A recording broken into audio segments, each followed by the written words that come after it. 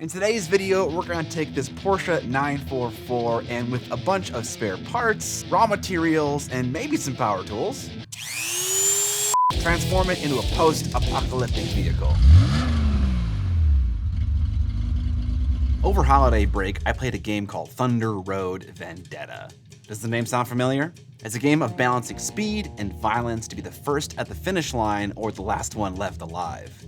It's made by a company called Restoration Games, which makes sense because it's based on a much older game from 1986 by Milton Bradley called Thunder Road.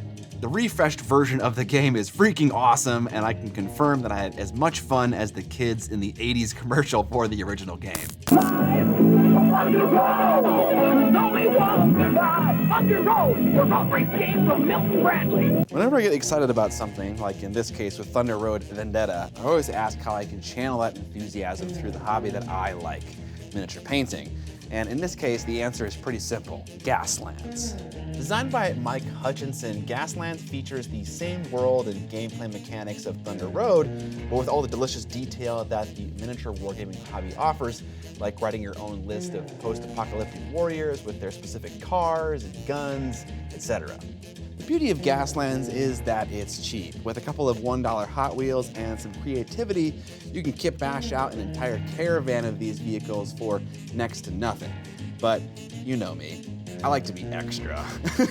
Let's turn this Porsche 944 into the coolest wasteland vehicle I can manage, no holds barred. To begin the kit bashing process, I printed out some 3D parts that would be suitable for Gaslands. I didn't know how big to make them, so I kind of just guessed, and it turns out that I picked kind of the right size. Confident with the size, I can go ahead and print more of them. A good place to start for any kind of kit bash is breaking things down. I've never taken apart a Hot Wheels before, but it seems pretty simple. On the bottom, there is a metal rivet that I drilled out with a bull gouge bit in my Dremel. Once that was taken care of, the whole thing kind of just came apart. Now I can work on the car in a more granular way. With the body off, I did some cleanup. A lot of the edges of the die-cast aluminum car body have a mold line that I filed off. Like pewter, aluminum is a pretty soft metal, so if you have any large chunks you want to remove, an X-Acto knife makes quick work of them. With the mold lines removed, I grabbed some acetone to remove the paint job on the 944. I want to sand this car to improve its paint adhesion, and I don't want to gunk up my sandpaper like I'm prone to do, so this step will help prevent that. With the prep work done, let's start to add detail back to the car. Nothing says Mad Max more than replacing glass windows with mesh. I took some scale model mesh and stretched it over the existing window, and that created an imprint, which I could then cut out roughly. I then sandwiched the mesh in between the plastic window and the metal car body, and it was looking pretty sick. To stick down the mesh, I used some super glue thin and then dried it fast with accelerator and then trimmed that to shape. With the windows all looking great, I stuck down the whole assembly with some super glue thin from the inside. Next, I wanted to add the passenger and driver side door trim and also some reinforcing rebar to the front and back window. I'm using very thin square stock of styrene for this, and it was a little fiddly. No! Oh my God. Ugh. Please let go. Why does it want to glue to the thing that I don't want it to glue to? But once I got it in the right spot and glued down, I could start shaping it to match the body better. Because the 944 has a giant back window, which doesn't seem like the greatest idea in a post-apocalyptic environment, I added some extra reinforcing bar to that back window and created a little rectangle that I could then put some brass etched material inside of. Not only do I think this looks cool, but it also gives me another flat area to potentially mount another gun or some more equipment to later. I also like how the brass is super thin. When I install it into this little frame that I made, it sinks below those bars, which will add a nice little detail that some wash will settle into and look good. Let's talk about the headlights. One of the most iconic features of the 944 is its flip-up headlights, and I wanted to incorporate that detail on my kit bash. As luck would have it, I actually found headlights for this exact car in the exact scale that I needed as an STL online, so I printed them out in a translucent resin. More on that later. Unfortunately, that's where my luck ended. To fit these headlights, I went on something of a spiritual journey, so let me summarize it for you. First, I tried to remove the headlight cavity entirely, but then I realized that each headlight had a little peg to install it, and that meant I only needed to drill a hole. With this new info, I refilled the damage I dealt with putty and sanded it smooth. After that, I tried to drill a hole with my Dremel, but discovered that my drill bits were duller than most French cinema from the 70s, so I brought a new drill and bits from home only to have the battery run out on the second headlight. No. Of course, I didn't bring a battery charger, so I said to heck with this plan and just filed out the entire headlight cavity with tiny little baby files, which took nearly 10 million years. What are the chances I actually drill a hole in the right spot anyways, he said copingly. 10 million years later, I was able to fit the headlights in place by backfilling the light with more putty and sticking them in place.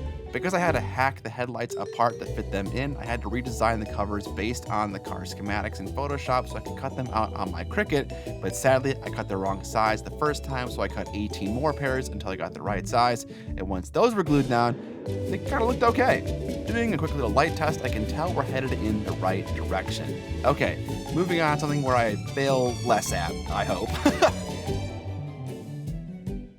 While I was using the Cricut to cut the headlight covers, I also used it to cut a buzzsaw blade. With a portion of this saw blade, I could then use it to cover up the windows for some extra protection, but also some extra badassery. Now obviously there should probably be parts of this car that have been replaced over time as they get damaged, and I chose the hood of the car for this job. I first made a tape template by putting tape on the hood and then cutting out the outline with my X-Acto.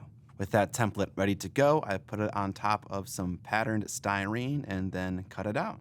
Because the hood of the 944 has a lot of subtle shapes, I knew I wanted to thin this styrene out. I first taped it to a dowel so I could apply even pressure and then sanded it until I got it nice and thin. With the thickness in a good place, I could start to attach the hood with some super glue, making sure to press it down and go to each corner, apply some super glue thin, and hold it down until it conformed to the shape of the hood.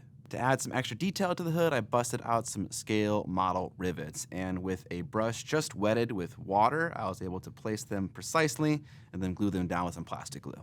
Next, let's talk about what's going on top of the hood. I 3D printed this engine that I wanted to be exposed like you see on some hot rods. The engine has some holes in it that I wanted to add exhaust pipes to. While I hopelessly attempt to bend these pipes, let me tell you about today's sponsor. In order to avoid living in a Mad Max future, individuals need privacy, especially online, which is something that today's sponsor can definitely help with.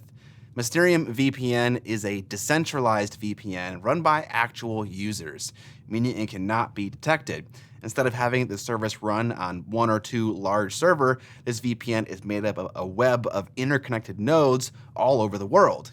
Never be bothered by messages asking you to turn off your VPN again. Circumvent those who forbid you from streaming content from other countries too. The internet is your dusty, gas-guzzling oyster now. Mysterium's vision of the internet is an open highway of information. Let's call it Internet Road Unchained. Free of any tracking, and they're hoping to transform the online landscape with their VPN. With over 135 countries to choose from and with military-grade encryption, you can be sure that your data stays secure and no prying eyes can take a peek there. Now is the best time to try Mysterium VPN, as you get an extra 20% discount on top of their current discounts by using my code Miniac during checkout, which can add up to sometimes as much as 88% off. That's a very small price to pay for unlocking access to the internet. Join now and see the power of Mysterium VPN with my link in the video description. Ultimately, my solution for the exhausts coming out of the engine was to do a 3D kit bash right in my slicer with some other parts that I found online, and it worked surprisingly well. Later in the video, I'll bend and use some actual hollow brass pipes, and I'll share some lessons learned there. With the top of the car shaping up, it's time to give some love to the lower half. I cut up the undercarriage of a 50-cent dump truck that I found at a local hobby shop so I can get at the wheels. With the axles freed, I chopped them in half so I could take the wheels out. I then just reinstalled that same axle and extended it with a piece of hollow styrene until it was about the right size. Ridiculous, bro. I love it. I did the same thing to the front, but with some 3D printed wheels that I found with some spikes in them a la Ben-Hur. Your eyes are full of hate. 41. That's good. Hate keeps a man alive. It gives him strength. Shout out to my children of both bands, RIP Alexi Leho. To attach these to the body of the car, we're gonna have to embrace some jank. With some hollow styrene box section, I drill and cut a slot for my cylindrical axle and glue that in place with some plastic glue. And then with super glue, I attach that chunk of plastic somewhere on the underside of the car. As long as the wheels are in the right spot, I don't really care what the underside looks like, but this inefficient use of space will come back to bite me later on. Now that the car is lifted up, it makes sense to give our driver a nice little step up into the vehicle. If you're ever in need of inspiration for painting or a kit bash, just think about what your model will be doing in the actual setting you're imagining it in. I don't want to be limited by reality, but when it can inspire some cool ideas like this, it's a very powerful tool. I wanted to add a can of nitro to this 944, so I scavenged through my Sisters of Battle bits and I found a suitable gas tank. I threaded some bead cord around the gas tank to rope it down to the back of the 944. Then, with a hole drilled in both gas tanks, I took some aluminum wire, which is a lot easier to bend than brass, and fitted it around the body of the car. Then, with a tiny piece of hollow styrene rod, I cut a little ring and added a clasp to this nitro gas line thing. Next, I wanted to take advantage of that hollow brass pipe that I had bent earlier by adding some more exhausts to the car that were a little bit simpler to do. So I drilled some holes in the side of the car. With the holes drilled, it was time to bend some pipe, and to make the pipe bending easier, I heated up the brass pipe until it changed color. This is referred to as annealing the metal, or softening it. If I leave the brass alone and let it cool down over time, it will soften and become a lot easier to bend. With the brass cooled to the touch, I marked the area that I needed to bend the exhaust, and I got to it with some needle nose pliers. This process wasn't without its problems. I bent it the wrong way. Bending like this can often lead to kinks in the hollow pipes, like you can see here. To avoid this, you often use these spring-like tools you saw earlier in the video because they support the pipe as it bends, allowing it to not collapse on itself. However, due to the nature of miniatures being tiny and all, it's really difficult to put a 1-inch long pipe into one of these things, bend it precisely at the point that you want, and then get it out of the tool. My process is definitely not perfect, and I'm looking for any suggestions you guys may have if you tried this process before. In the end, I added some more little styrene clasps to add some extra detail. Finally, it's time for some weaponry, and we're going to keep it simple. With a twin-linked bolter from 40K that's not at all appropriate for the scale of this car, I drill a hole in the roof to match the peg on the weapon itself and install it with some super glue. Job's done! I then broke out this little sheet of styrene numbers I have and glued the number 20 onto the side of the car as an homage to the race car that we'll be basing the future paint scheme on. Alright, one last conversion. I took 4 skulls and I drilled a hole through each of their heads. Then I threaded the skulls onto some bead cord. If you're thinking that I'm making a tiny skull bracelet, you're wrong. But it's pretty close. With the string in place, I started to attach the skulls down to the car where it looked good. And with that glue dry, I trimmed the rest of the bead cord and tucked it up under the roof of the car. Skull trophy rack? Yes, please. With the conversion complete, but before painting, I apply some modeling latex to the headlights to mask them during the paint job. Alright, let's get stuck in. As with most of my miniatures, we'll begin with a base coat of black primer. This is always a somewhat satisfying step, getting to see all the different materials unified to one color. With that done, I grab some warm, rusty brown colors, mix them together, and base coated the car. I want this car to be pretty beaten up and rusty, and this is the first step to that end. Next, I grabbed a variety of dark browns and oranges and started to sponge on a stipply, rusty texture. I wasn't afraid to mix colors with the sponge, add some water to get more of a diluted but also washy kind of effect. Let's go crazy. Right now, my only goal is just a nice, varied undercoat. With a nice rusty base coat, I took more of that modeling latex that I used earlier to mask the headlights and sponged it all over the body of the car. Once that stuff is mostly dry, we can apply our first base coat, which is going to be a nice, desaturated light blue. Whoa! Whoa! This was working 10 seconds ago. Step 1 of the base coating is to cause an eruption of paint. Not only is blue a great contrast to the orangey, rusty tones that we're going to have all over this miniature, but it's also a callback to a classic Porsche 917 seen in Le Mans with the Gulf Oil sponsorship colors of light blue and orange. Not only is blue a great contrast to orange, but we're also using a lighter version of blue. Because of that, the rust should pop out even better. Next up, some shading, and for this I'm using some ink. Because ink is glossy and also kind of weak, I add some ultra matte varnish to it. Hopefully this will make it easier to stand up to the abusive paint removal I'm going to be doing in the next step.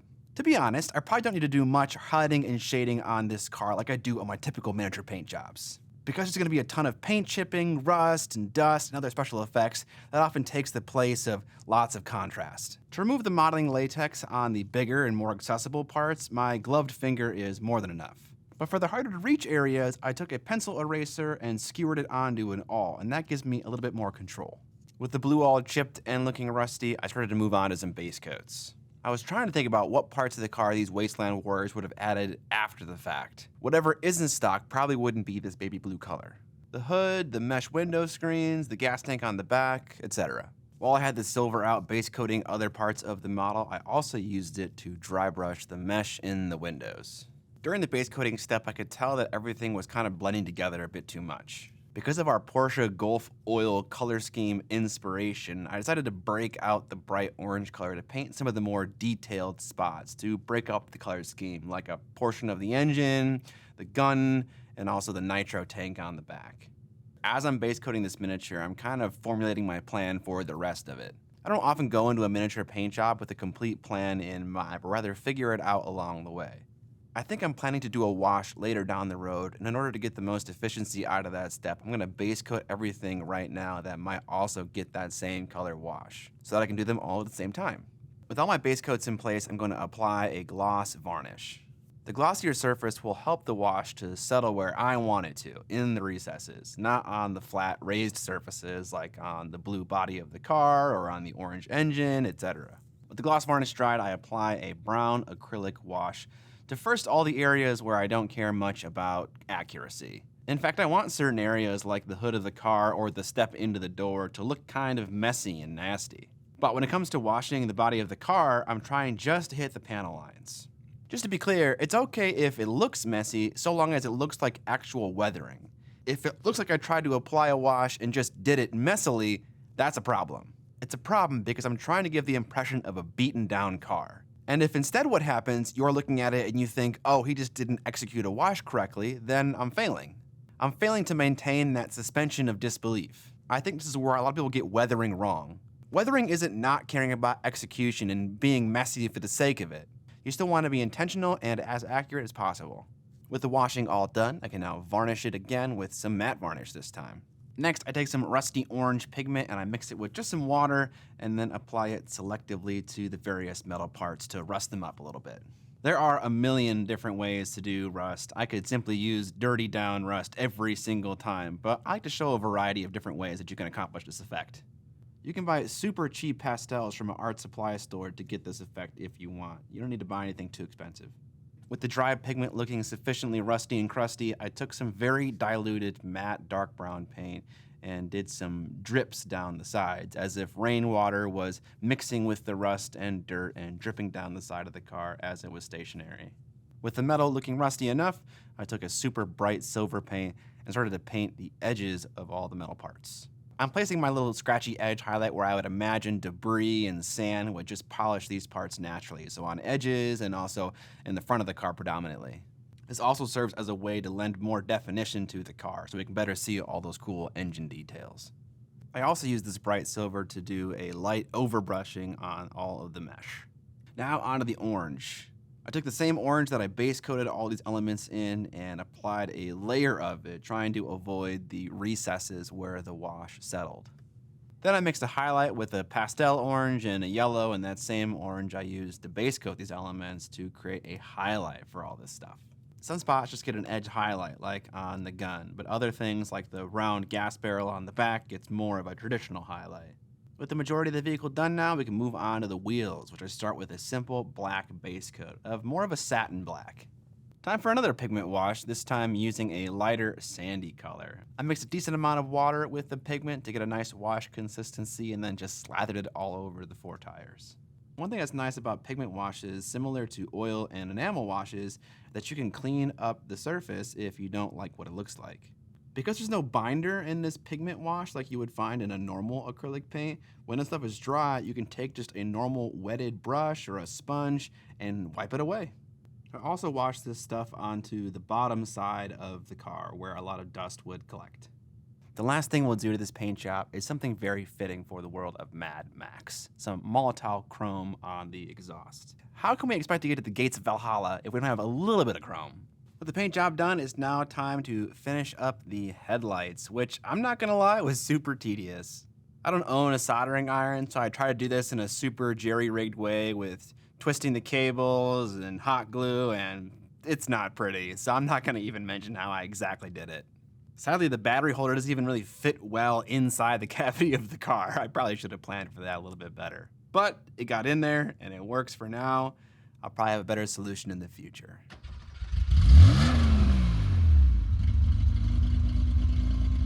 Kitbashing this Hot Wheels car was an absolute joy and such a fun break from my normal miniature painting. I can't help but imagine a full fleet of Porsche Wasteland vehicles for Gaslands all done up in the Gulf oil color scheme. Maybe I can even bring the Le Mans 917 to apocalyptic life and strap a rocket or two on the back. A huge shout out to my awesome patrons who allow my ADHD-fueled journey through the hobby of miniature painting. For niche subjects like this, a good business decision would be to stick to the same subject matter week after week. Only paint display models, only 40K models, etc. But I love to mix it up. It keeps it fresh and exciting for me, and I'm enabled to do that because of my patrons who provide me with the most consistent income stream I've had over these 9 years of content creation. You guys rule.